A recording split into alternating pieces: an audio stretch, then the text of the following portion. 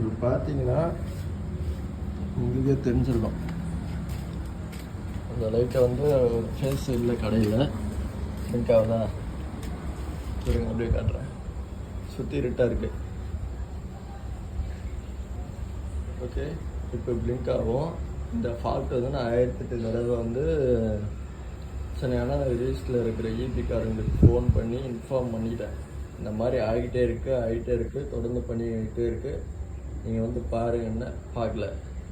அதனால் என்ன ஆச்சுன்னா கிட்டத்தட்ட 50 ரூபா கொடுத்து வாங்க ஏசி 2 வருஷம் சர்வீஸ் பண்ணி டோட்டலாக காலி. இந்த 45,000 ரூபா யார் கொடுப்பா? ஓகேங்களா? இந்த மாதிரி ஃபால்ட்டுக்கெலாம் யார் காரணம்? அவங்களை கண்டுபிடிச்சி தக்க நடவடிக்கை எடுக்குமாறு கேட்டுக்கொள்கிறேன்.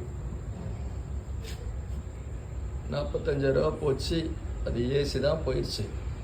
சப்போஸ் ஒரு டிவியோ இல்லை ஒர்க் பண்ணுற கம்ப்யூட்டரோ லேப்டாப்போ ஏதாவது ஒன்று இந்த மாதிரி ஸ்பேஸ் கட்டாய வரும்போது போயிடுச்சுன்னா நம்மள மாதிரி ஆளுங்க தான் பாதிக்கப்படுவாங்க. ஸோ இந்த மாதிரி உங்கள் வீட்லேயும் இன்ஸ்டன்ட் நடக்குதா? ஆனால் நாங்கள் ரீல்ஸில் இருக்கிறவங்க இந்த மாதிரி இன்ஸ்டன்ட் உங்கள் வீட்லேயே நடக்குதுன்னா இந்த வீடியோவை ஷேர் பண்ணுங்கள். முதலமைச்சர் பார்க்குற வரைக்கும் ஷேர் பண்ணுங்கள்.